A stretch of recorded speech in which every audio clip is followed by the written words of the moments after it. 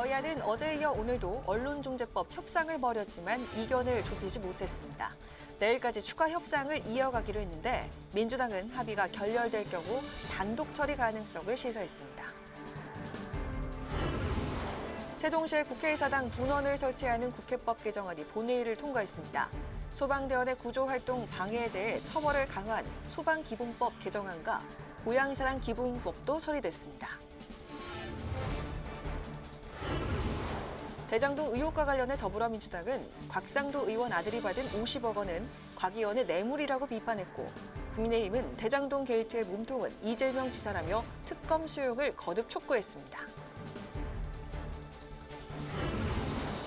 뉴스앤 파워 인터뷰, 오늘은 정의당 여영국 대표와 함께 대장동 의혹, 언론중재법 개정안 등 쟁점 현안에 대한 정의당의 입장과 4파전으로 진행되고 있는 정의당 대선 경선의 비전과 흥행 전략을 짚어봅니다.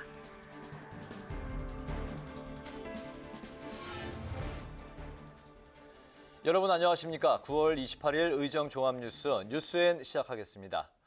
여야가 언론중재법 개정안 협상에 진통을 거듭하고 있습니다.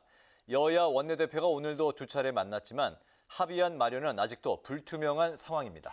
이에 따라 언론중재법 개정안은 오늘 열린 본회의에도 상정되지 못했는데요. 취재기자 연결해 보겠습니다. 박지원 기자. 네, 국회의사당에 나와 있습니다. 네, 여야 협상 상황 전해주시죠. 네, 박병석 국회의장 주재로 더불어민주당 윤호중, 국민의힘 김기현 원내대표가 오늘 두 차례 만났습니다. 오전 11시에 이어 조금 전인 오후 5시에 다시 만나 협상을 진행했는데요. 조금 전 협상이 끝났다는 소식입니다. 징벌적 손해배상 제도와 기사 열람 차단 청구권 도입 여부 등 핵심 쟁점을 놓고 여야가 이견을 좁히지 못하고 있는데요. 여야는 일단 언론중재법 개정안을 오늘 본회의에 상정하지 않기로 하고 내일까지 합의안을 만들기 위해 노력하기로 했습니다. 여야 원내대표 발언 잠시 들어보시죠. 내일 19일 본회의를 예전에 합의한 부분이 있기 때문에 내일까지 단일한 마련을 위해서 계속 노력하겠다는 말씀입니다. 어떻게 앞으로 이 문제를 해결해 나갈지, 어떤 타결을 지을 수 있을지 여부 전체를 놓고서 의논을 더 진행해 나가기로 했습니다. 네, 내일까지 합의안을 만들기 위해서 여야가 노력하기로 했는데 그렇다면은 내일 본회의에서 처리될 가능성이 있는 건가요? 네, 민주당은 언론중재법 개정안 처리를 더 이상 미룰 수 없다는 입장입니다. 여야가 합의안 도출에 실패해도 내일 본회의에서 언론중재법 개정안을 처리하겠다는 방침을 시사했습니다. 그동안 11차례 협의체를 통해 논의를 충분히 거쳤고 여야가 정한 합의 시한도 지났다는 건데요. 송영길 대표는 오늘 의원총회에서 민주당은 부족한 점을 보완해 대안과 수정안을 제시하는 등 그동안 노력을 해왔지만 야당은 성의가 부족했다고 지적했습니다. 국민의힘은 징벌적 손해배상 제도와 기사 열람 차단 청구권 도입 등 독소 조항을 삭제하지 않으면 합의하기 어렵다는 입장인데요. 민주당이 언론중재법 개정안 강행 처리를 시도할 경우 국민의힘은 무제한 토론, 즉 필리버스터로 맞서겠다고 예고한 바 있습니다. 네, 그럼 오늘 열린 본회의에선 어떤 안건들이 처리가 됐죠? 네, 국회는 오늘 본회의를 열고 40개의 안건을 처리했는데요. 그중 첫 번째로 처리한 안건은 바로 세종의사당 설치법인 국회법 개정안입니다. 세종특별자치시에 국회의사당 분원을 설치하는 내용인데 오는 2027년에 세종의사당을 개원할 수 있을 것으로 전망되고 있습니다. 본회의에서는 또 용인시장 시절 뇌물수수 혐의를 받는 국민의힘 정찬민 의원에 대한 체포동의안이 보고가 됐습니다. 국회법에 따라 정 의원의 체포동의안은 앞으로 24시간 이후 72시간 이내에 본회의에서 무기명 투표를 실시해야 하는데요. 이 기간 내에 처리가 안 될 경우 그 이후에 개의하는 첫 본회의에서 표결 처리하게 됩니다. 지금까지 국회의사당에서 전해드렸습니다. 국회방송 박지영입니다. 네, 이번엔 본회의를 통과한 법안들을 살펴보겠습니다. 세종시에 국회의사당 분원을 설치하는 국회법 개정안이 국회 본회의를 통과했습니다. 형사소송의 효율성을 높이기 위해 전자문서를 도입한 형사전자문서법, K반도체 산업 진흥을 위한 전자파 개정안 등 40건에 달하는 법안들이 처리됐습니다. 장정현 기자가 정리했습니다. 국회법 개정안 통과로 국회 세종의사당 건립이 가시화됐습니다. 세종의사당 건립은 행정 비효율 해소와 행정수도 완성, 국가 균형 발전을 위한 수건사업 차원에서 국회가 1년여의 논의 끝에 여야 합의로 처리했습니다. 이에 따라 국회 사무처는 다음 달부터 국회 세종의사당 건립을 위한 기본계획 수립 절차에 착수할 예정인데 완공 시기는 2027년쯤으로 예상됩니다. 21대 국회 개원사에서부터 세종의사당 건립 필요성을 강조해온 박병석 국회의장은 국회 세종시대 개막을 환영하며 국토 균형 발전의 초석이 될 것을 기대했습니다.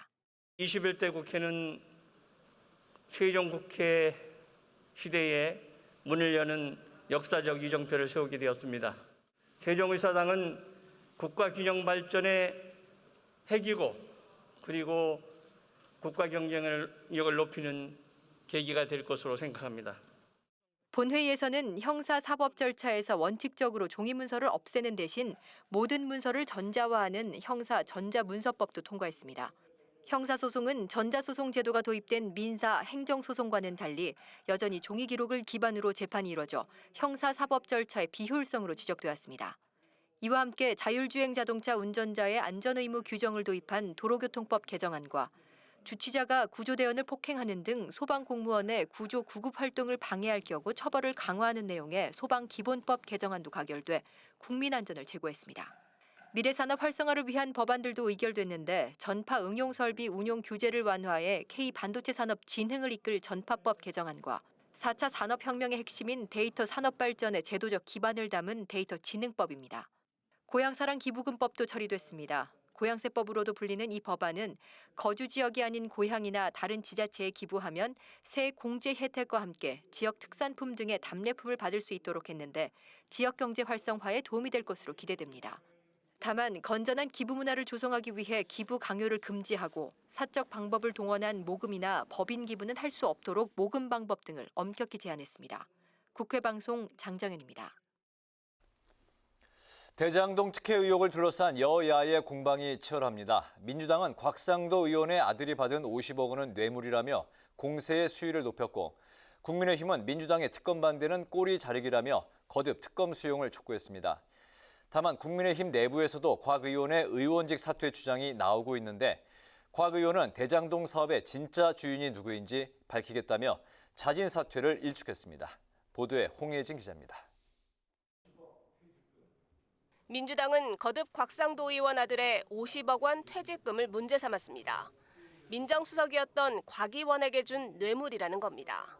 곽 대리의 50억 퇴직금, 이것은 민정수석 아버지에게 준 뇌물로 보는 것이 국민 상식일 것입니다. 곽상도 의원 아들 50억 퇴직금 앞에 좌절하는 청년 세대에게 과연 우리는 공정과 정의를 말할 수 있겠습니까? 민주당은 또 곽 의원이 화천대유 관계자들에게 후원금 2,500만 원을 받은 것으로 알려진 것과 관련해 불법이고 로비라고 맹비난했습니다.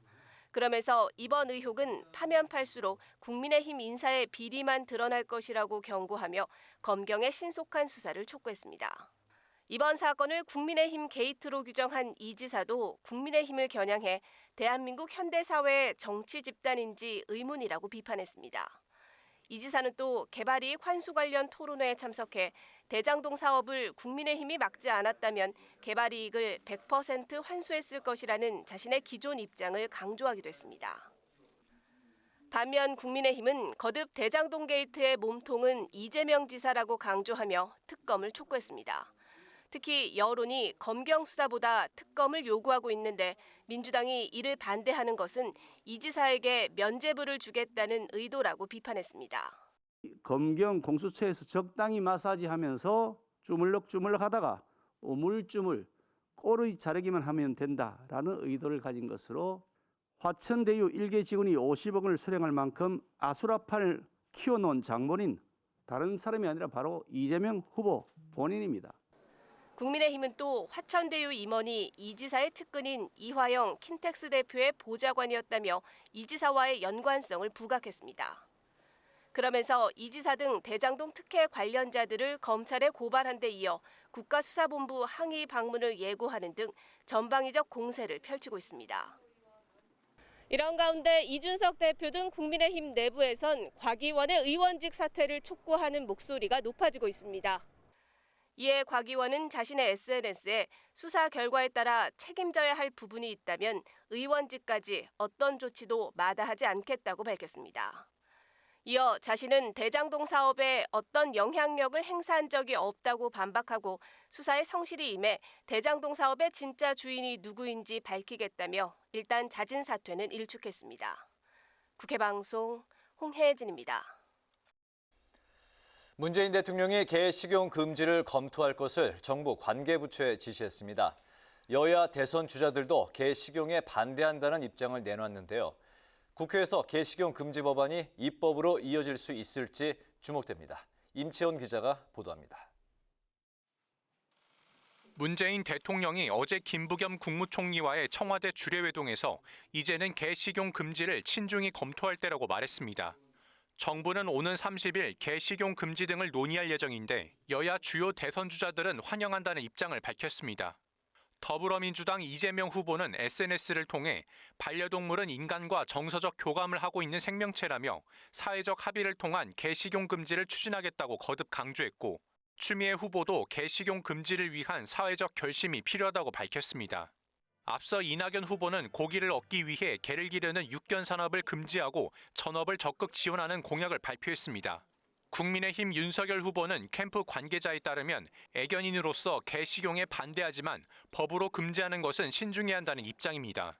앞서 유승민 후보는 지난 18일 SNS 방송에서 개식용에 반대한다고 밝혔고 홍준표 후보는 동물복지 공약 발표를 준비하고 있습니다.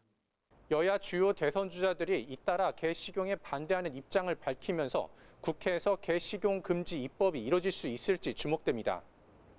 현재 개식용을 금지하는 법안은 국회 농림축산식품해양수산위원회에 계류돼 있습니다.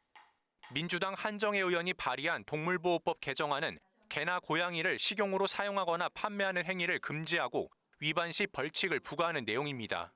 하지만 국가가 개인의 취향이나 식습관까지 규제해서는 안 된다는 주장도 있어서 개식용 금지에 대한 사회적 합의가 필요해 보입니다. 국회방송 임채원입니다.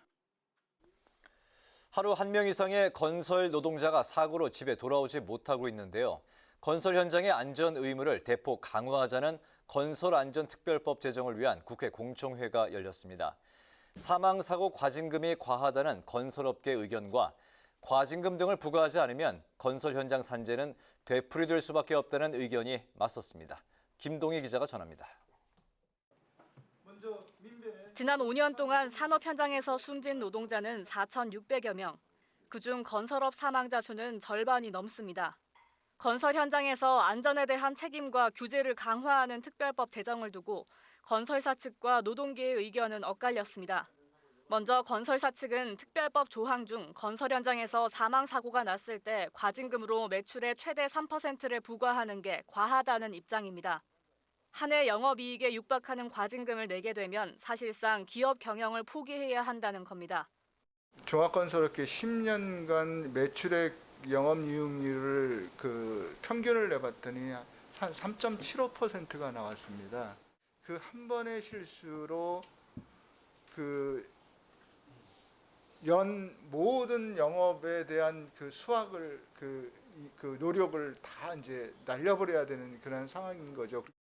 법안을 대표 발의한 더불어민주당 김교흥 의원은 이미 과징금 기준을 5%에서 3%로 낮춘 거라며 더 줄이면 경고 의미가 있겠냐고 반박했습니다. 안전에 대한 경각심은 분명히 줘야 되겠다, 이번에. 이게 제 취지예요. 그러니까 기업인들도 진정성을 가지고 잠깐만 이걸 회피하려고 하고 과징금이 많다 이렇게 얘기하시면 도급으로 1%면 뭐하러 이 법을 만듭니까?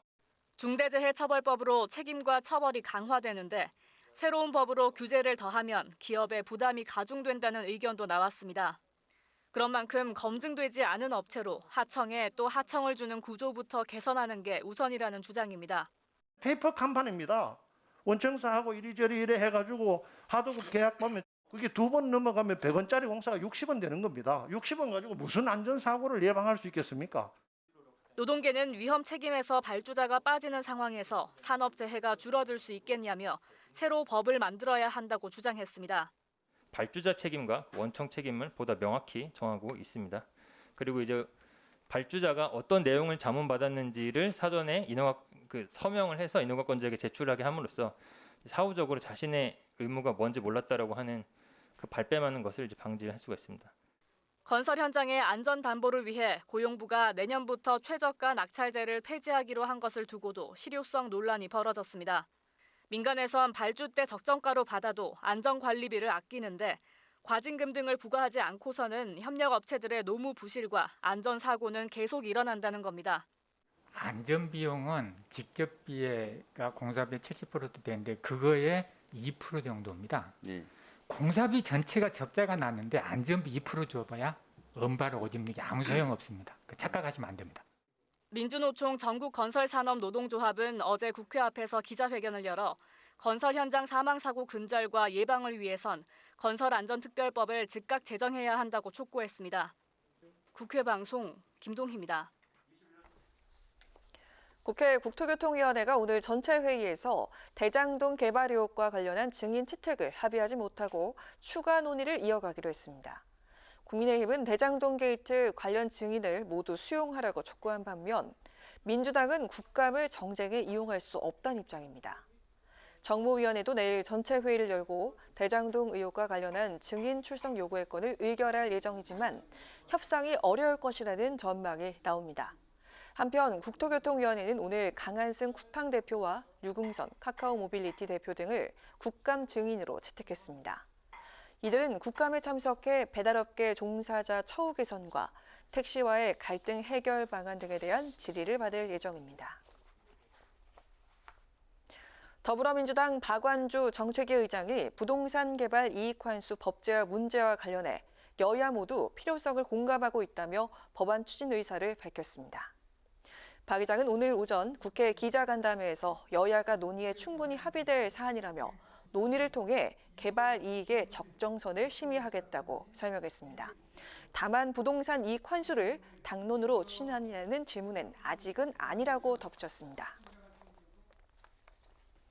국민의힘 선거관리위원회는 오늘 2차 컷오프 이후 진행되는 대선 후보 본경선 토론회 일정을 확정했습니다. 국민의힘은 4명의 후보 결과가 발표된 이후 매주 월요일과 수요일은 지역순회 토론회를, 금요일은 1대1 토론을 진행하기로 했습니다. 지역별 토론회의 첫 시작은 다음 달 11일 광주, 전남, 전북으로 제주와 부산, 대전, 강원 등을 거쳐 31일 서울에서 마무리할 예정입니다. 국민의힘의 최종 후보는 오는 11월 5일 전당대회에서 선출됩니다.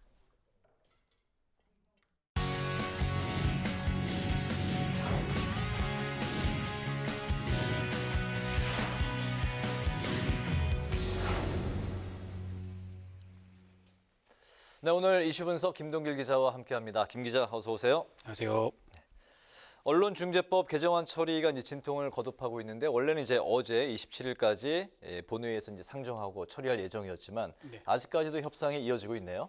네, 당초 여야의 협상 시한은 어제까지였습니다. 8인 협의체가 무려 11채라는 회의를 거쳤는데 결국 합의안을 마련하지 못했거든요. 그래서 어제 이제 박병석 국회의장과 여야 원내대표가 그 오찬 회동을 거치고 또 이후에 5시에 만나서 회동을 했거든요. 논의를 했는데 이제 특별한 이제 결론을 내지 못하고 오늘 오전에 또 회의를 하고 또 조금 전 이제 오후 5시에 다시 만나서 회의를 했는데 여전히 그 협상은 진행 중이지만 합의까지는 아직 나오지 않고 있는 상황입니다. 네, 그렇군요. 그 현재 분위기가 어떻습니까? 합의안이 나올 가능성을 우리 김 기자는 어떻게 보십니까? 사실 어제 오전까지만 해도 저 혼자 이제 개인적으로 소설을 좀 써봤는데 협상이 결렬이 됐고 합의안이 안 나오고 그러면 이제 본회의가 열리고 상정이 되고 그러면 그 국민의힘에서 필리버스터로 저항을 하고 뭐 이렇게 좀 그림을 그렸었는데요. 어제 박병석 국회의장과 여야 원내대표 회동에서 이제 좀 물꼬가 좀 트인 것 같습니다. 어제 오찬 회동 이후에 원래 2시 본회의가 예정이 돼 있었는데 이 본회의를 연기를 하고 오후 5시에 다시 만나 회동을 했거든요. 여야 모두 협상 중인 사안에 대해서는 말을 아끼고 있는데 민주당이 제안한 걸 보면 징벌적 손해배상 조항을 삭제하고 다른 방식으로 가중처벌 근거를 두는 의견을 제시한 것으로 알려졌습니다. 민주당 윤호중 원내대표 합의안 도출을 위해 최선을 다하겠다. 국민의힘 김기현 원내대표는 의견 접근에 노력 중이다. 이렇게 이제 회동 후에 그 말을 했거든요. 이런 발언들을 보면 일단 이 판을 깨는 게 아니라는 시그널이 보이기 때문에 합의안이 나올 가능성이 있다. 그렇게 판단을 하고 있었는데요. 오늘 그 의원총회가 있었는데 민주당 의원총회에서 윤호중 원내대표의 발언을 보니까 내용에 대한 합의는 현 단계에서 또 현 시점에서는 합의가 불가능한 상황이다. 네. 이렇게 말을 했어요. 그래서 내일 본회의 전까지 협상 상황을 지켜봐야겠지만 네. 합의가 안 될 수도 있다. 이렇게 좀 보여지고요. 오늘 회동을 마쳤는데 여야 원내대표의 발언을 보니까 내일 오전 11시 30분에 다시 만나서 또 논의를 하겠다. 이렇게 얘기를 했거든요. 네네. 그래서 뭐 진전이 있었으면 좋겠다라는 건데 좀 상황을 지켜봐야 될 것 같습니다. 네. 근데 이제 뭐 윤호중 여당의 윤호중 원내대표가 현재 합의가 불가능한 상황이다까지 이야기를 했는데 당장 내일 오후 본회의에서 이게 합의안이 도출될 수 있을지 어쨌든 뭐 상황은 지켜봐야 되겠습니다만. 근데 여야가 이제 대선 국면에서 이제 국정감사와 내년 예산안 처리 등을 이제 앞두고 있는 상황이라서 네. 전국의 경색을 이제 좀 피하자는데 공감대는 형성하고 있는 것 같아요. 네, 그렇습니다. 그래서 쉽게 이제 협상을 깨는 게 아닌 그 상황이거든요. 네. 당초 민주당은 합의에 이르지 못하면 이 본회의 언론중재법을 상정을 해서 처리하겠다. 이런 좀 강경한 입장이었습니다. 네. 그래서 이번 국회에서 이제 반드시 마무리 짓겠다. 뭐 이런 입장이었는데요. 어제 회동에서 박병석 국회의장이 여야 합의 없이 법안을 상정하지 않겠다는 입장을 이제 고수한 것으로 알려졌고요. 또 정의당을 비롯한 야당, 언론단체에서도 지금 반대하는데 이제 민주당이 부담도 있고요. 청와대도 여당의 단독 처리가 이제 국정 운영에 부담을 줄 수 있다는 우려를 당 지도부에 전달한 것으로 전해졌습니다.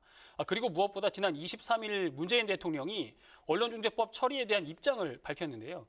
그게 이제 방미 후에 귀국하는 기내에서 기자 간담회 자리였는데 그 발언을 보면요. 지금 언론이나 시민단체나 국제사회에서 이런저런 문제 제기를 하고 있기 때문에 그런 점들이 충분히 검토될 필요성이 있다. 이렇게 이제 말을 했어요. 문재인 대통령이. 네. 이 발언에서 이제 대통령의 의지를 볼 수 있기 때문에 당 지도부가 한 발 물러서서 합의안을 만드는 방향을 돌리고 충분한 이제 수기를 거치겠다. 뭐 이렇게 지금 보여집니다. 그렇군요. 이번엔 언론중재법 개정안의 쟁점을 한번 정리해 볼까요? 네. 언론중재법의 쟁점은 크게 세 가지입니다. 징벌적 손해배상, 그리고 열람 차단 청구권 도입 문제, 또 정정보도와 반론 청구권인데요. 이 정정보도와 반론 청구권은 이미 여야가 어느 정도 공감대를 형성했고 합의를 했다고 볼 수 있고요. 네. 오늘 민주당 한준호 원내대변인이 이 열람 차단 청구권에 대해서 상당한 이견 접근을 받다 이렇게 얘기를 했거든요. 민주당이 제안한 안을 아마 국민의힘이 받아들였던 것 같은데 사생활의 핵심 영역에 침해하는 경우에 한해서 이 부분을 하겠다. 이렇게 해서 이 부분도 좀 정리가 된 것 같고 그럼 이제 남아있는 게 징벌적 손해배상 부분이거든요. 이 부분에 대해서는 이 한 대변인도 그랬지만 이견이 좁혀지지 않고 있다. 뭐 이렇게 이제 발언을 했습니다. 네, 아까도 뭐 말씀을 하셨지만 징벌적 손해배상 부분에 대해서 민주당은 다른 방식으로 가중처벌 근거를 두는 의견을 이제 대안으로 지금 제시한 상황인데 어쨌든 이 어떤 요 징벌적 손해배상 부분 어떤 부분에 지금 이견이 있는 건가요? 처음에는 이 법안을 추진하는 것 중에 가장 핵심 사항이 징벌적 손해배상을 5배를 하는 건데 이제 협의체 과정에서 이게 좀 과하다라는 부분이 있어서 3배로 낮추는 안을 제시를 했습니다. 그러니까 민주당에서는 한 발 물러나고요. 또 이게 국민의힘이 받아들여지지 않으니까 다른 가중처벌을 하는 방안으로 또 다시 한번 제시한 것으로 이제 알려진 거거든요. 그런데 국민의힘은 아예 이 부분을 삭제해야 된다. 가중처벌이라는 부분에 대해서 이제 삭제해야 된다. 이렇게 맞서고 있는 형국인데요. 여야의 입장도 보면 이제 극명하게 갈립니다. 민주당은 가짜뉴스를 없애고 피해자 보호를 위해서는 강력한 규제가 필요하다는 것이고요. 국민의힘은 언론재갈물리기법이다. 이렇게 주장을 하고 있습니다. 또 민주당의 입장에서 보면 이 언론중재법의 최대 핵심 사항은 조금 전에 말씀드렸지만 이 징벌적 손해배상 부분인데 이 부분을 삭제하거나 다른 부분으로 돌린다면 이 법을 추진한 의미가 이제 상실되기 때문에 이 부분을 또 포기할 수가 없고 국민의힘은 이 부분을 삭제해야 된다라고 이제 맞서고 있는 부분입니다. 내일 오전까지 협상 시한, 사실상 협상 시한이 내일 오전으로 보고 있는데요. 왜냐하면 다음 날이 이제 국정감사가 들어가기 때문에 10월 1일부터 사실상 그렇다면 내일 본회의가 최종 담판의 일정으로 보이는데 민주당의 오늘 송영길 대표의 발언을 보면 내일 어떻게든 상정 처리하겠다라는 의지를 읽을 수가 있었거든요. 그래서 만약에 최종 담판이 결렬이 되면 내일 본회의 상정까지 민주당이 시도하지 않겠느냐. 그러면 국민의힘에서는 이 필리버스터로 저항하고 또 맞서는 그런 모습이 되지 않겠느냐. 그렇게 좀 예상을 해볼 수 있겠습니다. 언론중재법 개정안 내일 오후 2시 본회의 상황을 한번 또 지켜봐야 될 것 같습니다. 오늘 이슈 분석에서는 언론중재법 최종 담판, 언론중재법의 쟁점 사항을 짚어봤습니다. 김동일 기자 수고했습니다.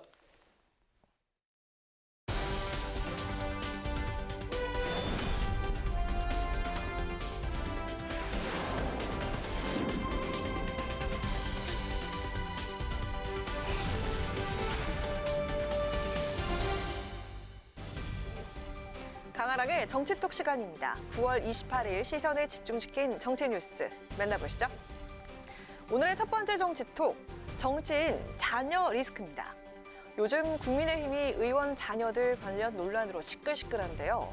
집행유예 기간 중 무면허 음주운전 사고를 낸 장제원 의원의 아들과 성남 대장동 개발 시행사인 화천대유로부터 퇴직금 50억 원을 받은 곽상도 의원의 아들. 두 사람 관련 논란으로 당 안팎에서 공세가 이어지자 결국 곽 의원은 어제 국민의힘을 탈당했고 장 의원은 오늘 윤석열 캠프의 총괄실장직을 내려놨습니다. 특히 장 의원은 페이스북을 통해 사퇴 소식을 알리면서 단 1분도 버티기 힘들었다, 국민께 면목이 없다면서 자식을 잘못 키운 아비의 죄를 깊이 반성하며 자숙의 시간을 가지겠다고 사과의 뜻을 밝혔습니다. 이준석 대표는 두 사안이 본질적으로 다른 궤를 가지고 있다며 다른 입장과 대응 방침을 밝혔습니다. 장제원 의원의 건 같은 경우에는 아들이 그런 어떤 일탈 행동을 한 데 있어가지고 장제원 의원이 뭐 지시하거나 사전에 인지하거나 이런 성격의 건이 아니지 않습니까? 그렇기 때문에 도의적 책임을 지는 것 선에서 마무리될 수 있다 이렇게 보고요. 다만 곽상도 의원의 건 같은 경우는 조금 궤가 다른 것이 오롯이 아들의 건만으로 이렇게 산재를 인정받아가지고 50억을 받았다고 생각하는 국민은 없을 겁니다. 그렇기 때문에 진상규명이 필요할 것이다 이렇게 생각합니다. 그런데 정치인이 자녀 문제로 곤욕을 치른 건 어제 오는 일이 아니죠. 산전수전 다 겪은 원로 정치인들조차도 자녀 리스크로 일생일대 위기를 맞이하기도 했습니다. 지난 2014년 지방선거에서 박원순 당시 서울시장과 맞대결을 펼쳤던 새누리당의 정몽준 후보, 선거를 2개월 정도 앞두고 막내 아들이 자신의 페이스북에 세월호 참사 유가족들을 거론하면서 국민이 미개하니까 국가도 미개하다라는 글을 올려서 논란이 됐었죠. 결국 정 후보가 아들의 철없는 짓에 진심으로 사과드린다면서 눈물을 흘리며 대국민 사과에 나섰지만 선거에서 고배를 마셨습니다. 또 김대중 전 대통령 역시도 지난 2002년 아들들이 권력형 비리와 연루되면서 모두 구속되는 이른바 삼홍 비리가 벌어지면서 당시에 몸담고 있던 새천년 민주당을 탈당하고 대국민 사과를 통해 고개를 숙이기도 했습니다. 전문가들은 가족 중심적인 우리 사회 특성상 정치인의 자녀 문제에 대해서 유권자들이 민감하게 반응할 수밖에 없다는 분석입니다. 대선 전국에서 불거진 정치인들의 자녀 리스크, 이번엔 어떤 파장으로 이어지게 될까요? 이어서 오늘의 두 번째 정치톡은 도둑의 힘 대 도둑 두목입니다. 최근 정치권을 뒤덮고 있는 쟁점 현안인 대장동 특혜 의혹. 여야가 연일 신경전을 벌이면서 난타전을 이어가고 있는 가운데 대선 주자들도 날카로운 공방을 주고받으면서 참전에 나서고 있습니다. 이번 대장동 의혹의 설계자라면서 야권의 총공세를 받고 있는 민주당 이재명 후보는 국민의힘이 아니라 도둑의 힘이라면서 야당을 직격하고 나섰는데요. 어제 저녁 페이스북에 나는 도둑의 힘이 지난 여름에 한 일을 알고 있다라는 제목의 글을 올린 이 후보. 국민의힘이 죽어라 막지 않았으면 공공개발로 개발 이익 100%를 환수했을 것이고 이런 사단도 없었을 것이라며 공공개발을 받고 민간업자에게 기회를 만들어주고 투기 이익을 나눠 가진 건 바로 어제의 님들이라고 비판했습니다. 이에 국민의힘 홍준표 후보가 곧바로 반격에 나섰는데요. 도둑의 두목이 거꾸로 우리 보고 떼도둑 운운하고 있다면서 적반하장이라고 맞받았습니다. 홍 후보는 페이스북을 통해서 대장동 개발 비리 사건의 본체는 그대로 두고 격가지 수사에만 집중한다면 정치 수사의 전형이 될 것이라며 사건의 본체도 비리를 설계한 사람도 이재명 성남시장이라고 강조를 했습니다. 한편 이재명 후보와 대선 주자 선호도 1, 2를 다투고 있는 윤석열 후보 역시도 페이스북을 통해 대장동 게이트의 몸통은 이재명이라며 덮어씌우기의 달인들답게 꼬리를 미끼로 흔들며 게이트의 몸통을 숨기려 하기 때문에 대장동 아수라 게이트의 본질이 왜곡 변질되고 있다면서 본격적인 때리기에 나섰습니다. 또 유승민 후보 측도 대변인 논평을 통해 도박판 호구보다 설계자가 더 나쁘다며 이재명 후보를 향한 직격탄을 날렸는데요. 5개월 앞으로 다가온 대선 전국의 블랙홀이 되고 있는 대장동 의혹. 여야 대선 주자 간의 공방의 칼날은 결국 어디를 향하게 될까요? 지금까지 강하락의 정치톡이었습니다.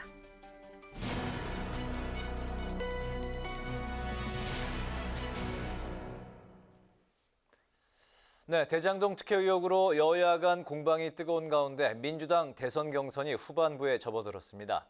현재 누적 투표율 2위를 기록 중인 이낙연 후보는 특별수사본부 필요성을 언급하면서 이재명 후보 견제에 힘을 쏟고 있는데요. 이낙연 캠프의 김광진 전략실장 겸 대변인을 화상으로 연결해서 관련 이야기 나눠보도록 하겠습니다. 대변인님 나와 계시죠? 안녕하십니까? 안녕하세요. 네, 안녕하세요. 김광진입니다. 네, 반갑습니다. 호남 경선 전 의원직 사퇴라는 배수의 진을 쳤던 이낙연 후보인데요. 주말에 아쉬운 성적표를 이제 받아들었습니다. 현재 이낙연 캠프에서는 이번 호남 경선 결과를 어떻게 받아들이고 있는지요? 일단 전북의 결과부터 먼저 말씀드리자면 전북은 예상했던 상황이긴 합니다. 다만 기대보다는 조금 못 미쳤다. 이제 이렇게 말씀드릴 수 있을 것 같고요. 광주 전남 같은 경우는 저희가 승리하기는 했습니다만 투표율이 저희가 생각했던 것보다 조금 좀 저조했고 명절 기간에 끼어서 선거가 있었기 때문에 많은 분들의 좀 참여가 없어서 저희가 기대했던 것보다 좀 목표치를 채우지는 못했다는 아쉬움은 있습니다. 네. 네, 이제 남은 경선 일정은 제주와 부산, 울산, 경남 그리고 수도권인데요. 또 2차, 3차 슈퍼위크도 남은 상황이죠. 과연 이낙연 후보가 언급한 대로 결선 투표로 갈 수 있을까요? 앞으로 남은 경선의 승부처와 필승 전략 어떻게 세우고 있습니까? 예, 이번 주에 이제 부울경뿐만 아니라 말씀하신 것처럼 2차 슈퍼위크라고 하는 한 50만 정도의 분들이 준비를 하고 계신데요. 지금까지 이제 표차를 봤을 때 충분히 과반을 저지하고 저희가 결선까지는 갈 수 있을 거다 이렇게 예상을 하고 있고, 다만 민주당의 많은 당원분들 그리고 참여하겠다라고 지금 선언하신 슈퍼위크 참여자분들께서 더 많은 투표를 좀 해주시기를 부탁드리고 있습니다. 네. 현재 그 민주당 그 대선 경선의 가장 큰 변수는 아무래도 대장동 특혜 의혹이 아닐까 싶은데요. 현재 여야가 이제 치열하게 공방을 벌이고 있는 상황인데 대장동 의혹의 수사 방향 앞으로 어떻게 진행돼야 된다고 생각하십니까? 이미 경찰에서도 수사가 시작됐고 검찰에서도 수사가 들어갔고요. 또 자금 흐름과 관련해서 FIU에서도 조사를 하고 있다라고 하는 것은 이제 밝혀지고 있는 거지 않습니까?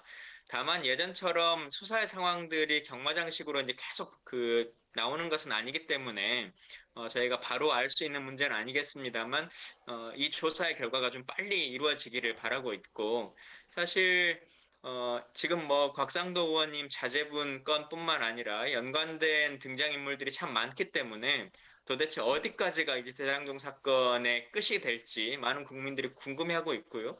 또 민주당의 입장 안에서는 빨리 이 문제가 해결이 돼야 제대로 된 후보를 선출할 수 있는 상황이 되기 때문에 조사가 빨리 이루어지기를 저희도 바라고 있습니다. 네, 오늘 말씀 여기까지 들어보겠습니다. 고맙습니다. 예, 감사합니다. 지금까지 김광진 이낙연 캠프 전략실장 겸 대변인과 이야기 나눠봤습니다.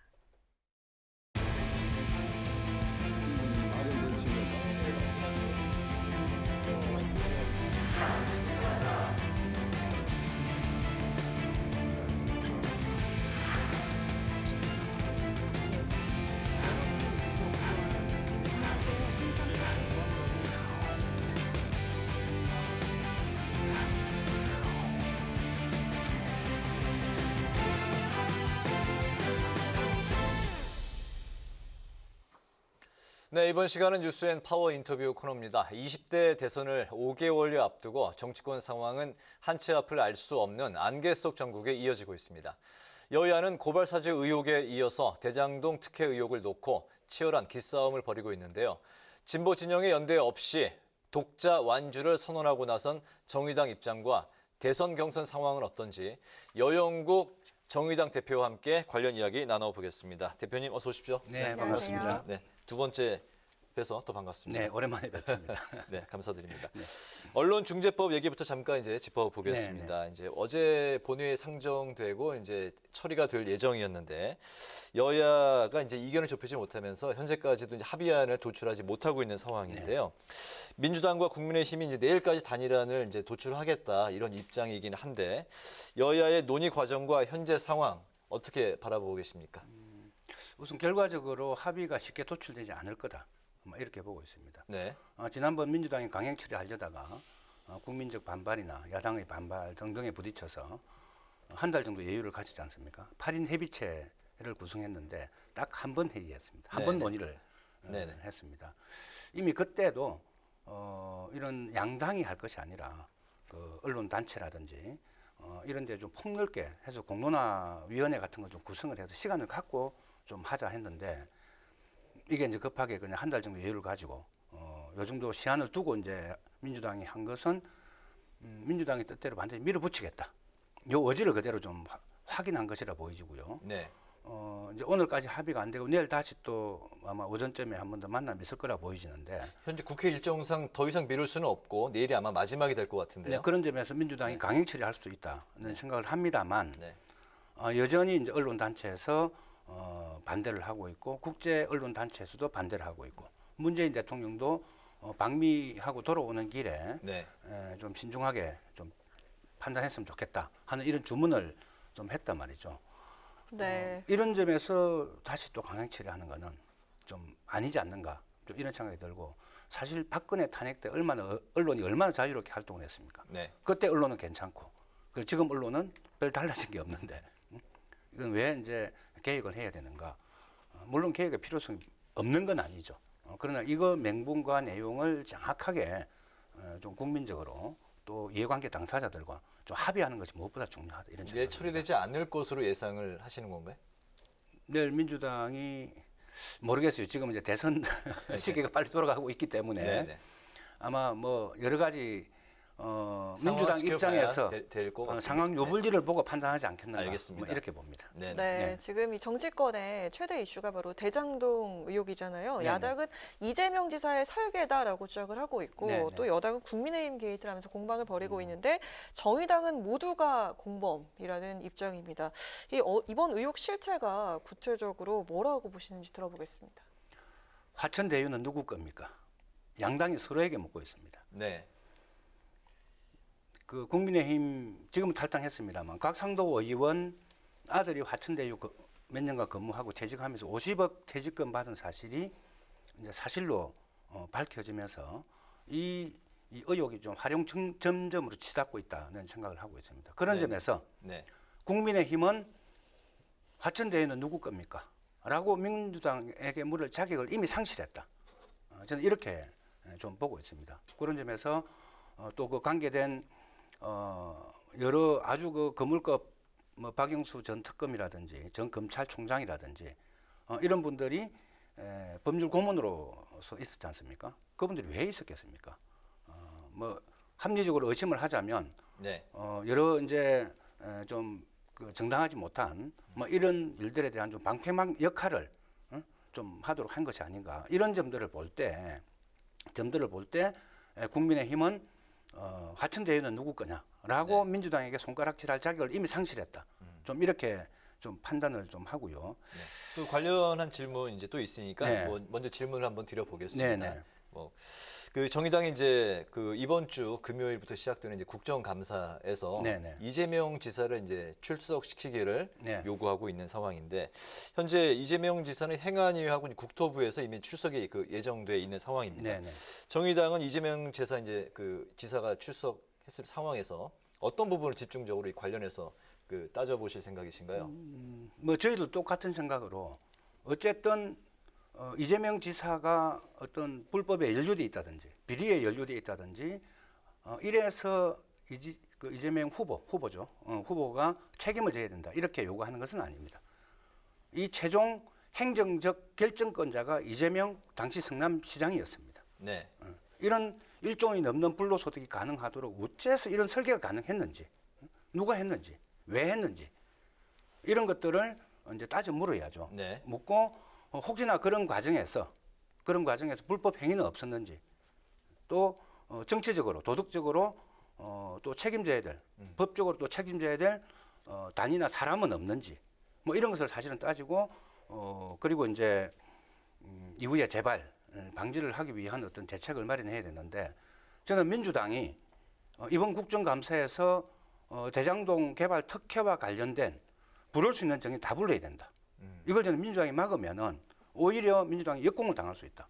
이렇게 생각하기 때문에 민주당이 지금 이재명 후보가 도둑의 힘 이렇게 막 정치적으로 네. 국민의 프레임을 세우고 있는데 만약 이 정도 자신이 있다면은 국민의힘 쪽에서 요구하는 정인 또 민주당에서 필요한 정인 다 관계자를 다 국회로 불러서 저는 철저하게 국정조사, 감사 과정에서 좀 확인해야 된다. 이런 생각을 하고 있습니다. 네네. 네, 또 짧게 들어볼까 하는데요. 이번 의혹에 대해서 국민의당과 국민의힘이 함께 특검과 국정조사 요구서를 제출했는데 정의당도 이에 찬성하는 입장입니까? 아니요, 정의당은 지금 이제 경찰, 검찰에 이미 수사가 진행 중에 있습니다. 진행 중에 있기 때문에 이 수사가 필요한 부분은 신속하게 압수수색이라든지 관계자 조사라든지 신속하게 진행을 좀 해서 대통령 선거가 더 본격화되기 이전에 이 사건을 마무리돼야 됩니다. 그렇지 않으면은 대통령 선거 때 정말 없어질 이 태행적 부동산 기득권 카르텔 같은 이 문제가 서로 책임 공방하면서 국민들의 표를 오히려 도둑질할 가능성이 크기 때문에 신속한 수사로 좀 해야 된다 생각이고 만약에 그 수사가 도저히 미진했을 경우에 미진하거나 공정한 수사가 진행될 가능성이 없다고 판단될 때는 국민적 또 뭐 여론 같은 것도 또 있을 수 있지 않습니까? 뭐 그럴 때는 특검이라도 구성해서 좀 규명을 해야 된다 이런 생각입니다. 먼저 신속한 경찰 수사가 우선이고 미진했을 경우에 그 다음 단계를 생각해 봐야 된다. 뭐 그 말씀이시죠? 네, 그런 거고 이제 아까 저희들이 이재명 지사 사과도 요구하고 막 했거든요. 사실상 이 개발하면서 되게 힘든 부분이 많이 있지 않습니까? 그 부분을 사실 행정이 나서 다 해결해 줬거든요. 네네. 뭐 그런 점에서 이재명 지사가 최종 그 행정의 결정권자로서 여러 그 어려움들을 공공이 나서서 성남개발공사가 나서서 다 해결을 좀 해줬기 때문에 이 부분이 상당히 특혜 소지 의혹이 있습니다. 그 부분을 집중으로 이제 따지시겠다는 거죠? 그렇습니다. 알겠습니다. 이런 부분을 좀 많이 따졌을 것 같습니다. 네. 네, 또 이어서 이 정의당의 대선 경선 상황을 짚어볼까 하는데요. 네. 지난 주말에 3차 TV 토론회를 했고요. 또 다음 달 12일이면은 최종 후보가 또 확정이 되는데, 네, 민주당과 국민의힘에 비해서는 좀 관심도가 떨어진다라는 그런 지적을 받고 있는데 당 내부적으로 좀 분석을 해보면 좀 어떻습니까? 우선 제가 이제 어제 오늘 그 4명 후보 캠프를 다 돌고 막 지금 오는 길입니다. 네, 캠프 돌고 오는 길인데 최고 이제 물으신 것처럼 최고 답답한 지점이 그겁니다. 네. TV 토론도 하고 또 정책 청문회도 하고 뭐 여러 좀 우리 대선을 쟁점하기 위한 여러 프로그램들을 많이 운영했음에도 불구하고 언론이 잘 주목을 못 받고 조명도 안 받고 이게 왜 그러냐? 워낙 지금 객관적으로 봤을 때 고발 사주 사건이나 화천대유 특혜 사건 이게 워낙 이 대선판을 완전히 장악을 하고 있기 때문에 여기에 정의당의 대선 의제가 좀 끼어들 틈이 사실상 없는 뭐 이런 사실 좀 시기적으로 굉장히 불행한 지금 선거가 진행되고 있고 저희 또 후보들께서 TV 토론 과정에서 오히려 이런 전국 해남 문제에 대해서 좀 날카롭게 어떤 좀 개입을 하고 어떤 비판을 하고 대안을 좀 제시하는 뭐 이런 좀 이 날카로운 좀 논쟁이 좀 안 된 지점도 우리 내부적으로는 좀 반성해야 될 지점이 아닌가 좀 이런 생각 좀 하고 있습니다. 알겠습니다. 뭐 비슷한 질문이 될 수도 있겠습니다만 대선 주자 적합도 여론조사를 보면은 정의당 후보 중에 이제 심상정 의원이 가장 이제 앞에 순위를 올려놓고 있기는 합니다만 정의당 입장에서 보면은 뭐 기대치에는 좀 미치지 못하는 수치라는 생각이 드는데 이 경쟁력을 좀 높이기 위한 그 정의당의 어떤 그 향후 뭐 방안이라고 할까요? 어떤 계획이 좀 있습니까? 2017년도 대통령 선거가 있었습니다. 탄핵 이후에 있었던 거죠. 그때 이제 우리 심상정 후보가 최종 주자가 되어서 그때 상당히 선전을 했었죠. 이제 그건 결과적으로 그렇고 그 과정에서는요 지금보다 더 관심이 없었습니다. 왜 대통령 후보 왜 나오냐? 심지어 이런 이야기까지 참 모멸감 같은 이야기를 들을 정도로 관심이 없었는데 본격 각 당의 후보들이 다 정해지고 TV 토론 과정에서 이제 그 실력이 이제 국민들한테 확인이 된 거죠. 이제 그러면서 당시에 이제 한 200만 표 넘는 6.2%입니까? 7%입니까? 이 정도를 얻었죠. 그리고 이제 작년 총선 때 여러 이제 위성정당 논란도 있으면서 정의당이 되게 좀 고립돼 있는 상황이긴 했습니다만 약 270만 표, 약 10%에 가까운 표를 득표한 바가 있습니다. 그 최종 우리 후보자가 확정이 되면은 그 다음에 다른 정당의 후보자들도 이제 최종 확정이 되고 하면 아마 11월 중순 되면 다 확정이 되지 않습니까? 막 그렇게 되면은 저는 정의당의 그 실력이 네. 확실히 국민들에게 전달될 거다 이렇게 보고 당 있습니다. 대표 주자들이 확정이 되면 그때 이제 좀 탄력을 받을 것이다. 네, 알겠습니다. 네. 네, 또 정의당은 선거 때마다 범진보 연대를 만들면서 민주당과 후보 단일화를 또 했는데 네. 이번 대선에서는 정의당 후보들이 단일화는 없다라면서 입을 모으고 있습니다. 그럼 민주당 후보와의 차별화는 또 어떻게 두실 생각이신지 들어보겠습니다. 우선 20대 촛불 이후에 구성된 20대 국회 때는 촛불 개혁을 달성하기 위해서 사실상 연대를 그 개혁 입법을 추진하기 위해서 국회에서 연대를 많이 좀 해왔습니다. 그러나 민주당이 촛불을 배신했습니다. 이미 이제 민주당은 정치적으로는 위성정당을 만들면서 좀 기득권 국민의힘과 기득권 정치 세력화되었고 가덕도 신공항으로 대표되는 좀 토건주의 이익동맹 속에 깊숙이 좀 빠져들어갔다. 이렇게 좀 보고 있고요. 최근에 뭐 종부세 어떤 기준을 더 완화하는 이런 점들을 봤을 때 개혁 의지가 완전히 좀 상실된 게 아닌가 이런 점들을 볼 때 개혁을 해야 될 함께 선거를 치러야 될 지점이 없는 거죠. 뭐 그런 점에서 저희들은 완주할 생각이고 지금 한국 사회가 코로나 팬데믹 이후에 어떤 민생 회복이 최대의 과제입니다. 불평등이 얼마나 많이 벌어졌습니까? 또 어떤 산업의 변화, 그 플랫폼 그 독점 자본이 더욱더 확대되면서 지금 어떤 노동법이나 인권법도 보장받지 못하는 노동자들이 1,000만 명, 일하는 사람이 1,000만 명이나 되거든요. 네. 그런데 그런 사람들에 대한 해법을 전혀 민주당 갖고 있지 못합니다. 그래서 정의당은 이번 대선 때 모든 후보들이 그런 신노동법이라든지 뭐 이런 걸 통해서 이 문제를 해결하겠다.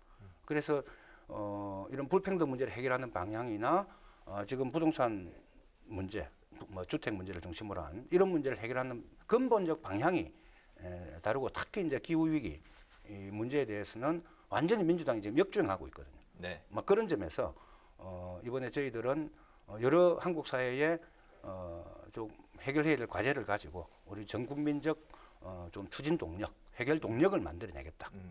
는 점에서는 독자적인 완주 계획을 분명하게 좀 가지고 있습니다. 알겠습니다. 방금 이제 기후 이제 말씀하셨는데 대표님이 이제 20대 대선을 기후 대통령 선거로 이제 만들겠다고 이제 말씀을 하셨습니다.